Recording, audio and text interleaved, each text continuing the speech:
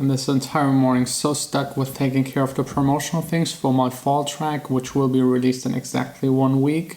So I thought about today making a video and also probably doing next video, 2 or 3 videos all about how to promote your music as an independent artist. And I think today I will start with the thing you definitely need before even thinking about or starting doing any promotion for your music. But maybe let's switch the location. I need a small break from writing emails.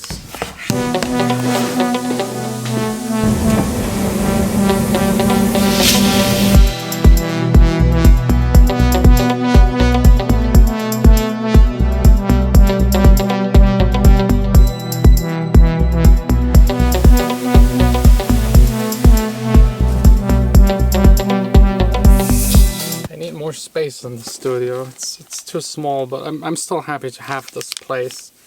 A lot of people work at home with making their music. I just can't. We don't have the space at home, and I also feel like that it's good that I have a separation between working and not working. Although it's actually quite messed up. I also work late at night in bed, everywhere.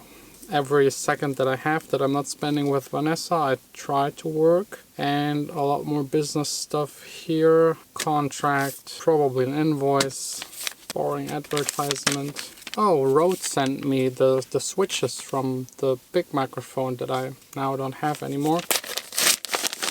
I really don't know why they sent me the switches and requested me to send them the microphone. Now I got the switches, but I don't have the mic anymore.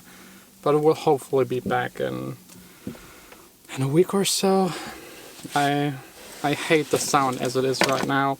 I mean, it's okay, but you have the high noise floor that is just annoying. Insurance. So if you want to promote your music, the one thing you need first before doing anything is actually a press kit, an electronic press kit. It's also called EPK. And it's basically all of the information about you as an artist, your art, combined in one folder into one link so that you can send it around to the press. And if you think that sounds boring, it is boring, but it is important. Now that I'm working with artists for my label, I realized that a lot of them don't have a press kit, or if they have a press kit, there are things missing, or it just doesn't really look cool. And the press kit is so important. Just imagine someone of the press getting your press kit and it just looks outdated, or the pictures look wrong, or the text isn't really cool. They will just not feature you because it looks unprofessional. Even if your music is good, they need something to talk about. They need something to use it in their media to show what you're doing. Because selling music and promoting music is quite hard because it's so abstract. You can't have music in a magazine. Having music online kind of works, but a lot of people are working or on their phones or on the tram or on the train or I don't know where, and they just can't listen to it. So everything around that has to be 100%. So let me show you what a press kit looks like. Mine isn't perfect, there are some things missing. My management did the last press kit version and I just guess they were lazy. They didn't add all of the information that is really necessary. Just connect this to the big screen and turn the camera around. So my press kit is always in my Dropbox. It's right here in a zip folder. If I just copy it here and then unpack it, you can see that at the moment it just consists of my logo as an EPS file. That's one that you can scale up to infinity. Then as a PNG in white, and the background is transparent. This way it can be implemented very easily onto any website. Then you got here my press picture. That's already the one thing that I don't like about my press kit, that it's just one picture. I have plenty of press pictures, so I don't really know why they only implemented one. So let's maybe add 1 or 2. This one was the very first one I used a year ago. This is still good. I got even more somewhere. I think here in the pics folder 216. Yes, that's where all of the press pictures are. I think these 2 are solid. Renaming them and giving them numbers 1, 2, 3, and 4. We got those 4. I can't emphasize enough how important press pictures are. They need to look cool, but not too cool, fit to the style of your music, and still be you, because if the people meet you in person and it's way too different, that's also not really good. So just try to make pictures where you look good and feel comfortable with. That's the most important part. If you don't like your press pictures, you won't send them around and not use them on your social media. So make sure you get good ones. And to get good pictures, you will need to find a person that can take good pictures. You can just ask friends and family. Maybe there is someone that knows how to shoot good photos. But please don't make photos yourself with the smartphone or selfies or anything like that. This just looks very unprofessional. You should have at least 2 or 3 pictures in different formats so that the people can pick whatever fits. Never ever have more than 6. I think 6 is already too much. And make sure that you have one in front of a black background, one in front of a white background, so that they might be able to cut you out of the picture if they need to. Have the pictures available in big file sizes, so no pixel things going on.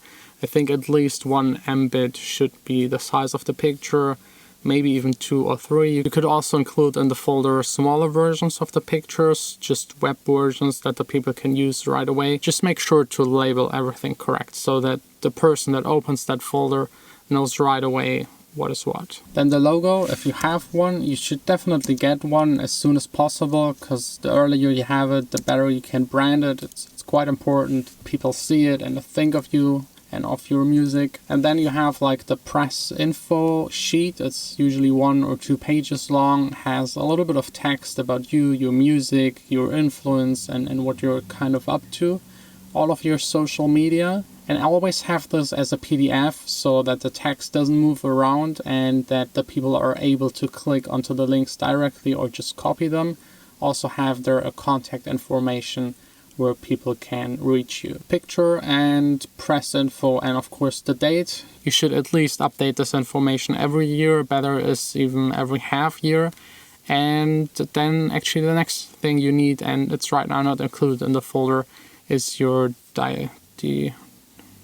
discography. I don't know how to pronounce it in English, but the thing that lists all of your past releases, the labels, the years, and maybe also some of the successes that your tracks had. So if you reach position number 1 in the Beatport charts, you can add it in brackets. Found here an older version. This has the press text on the first page, and on the second page all of the tracks listed, separated into singles and remixes, and it starts in 2012. I got way more releases than that, but it doesn't make sense to go back to 2005. No one cares about these releases anymore. They are in different styles than I'm producing right now. No one cares about them. So going back 2 to 3 years is probably enough, except if you had like a huge hit 5 or 6 years ago. Include that. The more the people see that you're professional, the more they see that you're active and doing a lot of stuff, the better for you. So this is also going into the folder, renaming it again. So now we have the pictures in it, 4 of them. Then the tracks that I released, my logo in 2 versions, and the info text. And that's basically already it. That's how you make a press kit. Just make sure that it looks good, that you use a PDF and not a Word document or anything that could change or where the letters could jump around. Give it a little bit of a design, not too much that it gets confusing, but just make it look professional as much as you can. And don't include anything else actually, especially not your tag rider, what you need to DJ, or that you want 2 bottles of champagne for a gig. That's really embarrassing. Don't ever put that into a press kit. That's just for your booking agent to send it out to the venues where you're DJing. I then usually just zip the file, put it back into my Dropbox, have the link available at any time. If anyone needs the press kit, I can just copy paste the link. And I also include usually, if I do the promotion for a release information. It's usually also a text about the release, about everyone involved making the track. It includes the track in a low and high quality version, and also the cover of the release and banners that you might have done for Facebook or any other social media. Enough with the promotional things. I'm actually here to make music, at least trying to make music for the next 2 or 3 hours, hopefully. All of you shining, I'm blinded by the light of your gaze. I keep on smiling, all over the whole world and the land. I've worked a little bit on the Stay Forever track that I made with Gavin like a month ago. Still not sure about that track. The We Runnin' I will definitely finish with this one. Not sure. I like the verse. The verse is actually so strong it might be a chorus, and the chorus is kind of too dense, so maybe I will switch it or even ask him if he could re-record it and then just, yeah, kind of stitch the track together and make something that works, that I like, that I feel like is worth releasing. From the vibe, I think this would be like awesome for the winter time, maybe right before Christmas. But first, finishing it, of course. By the way, if you haven't checked out yet the video of Callum, the singer and songwriter of the Fall track, you definitely have to check it out. I will link it up here. Oh, come on, YouTube.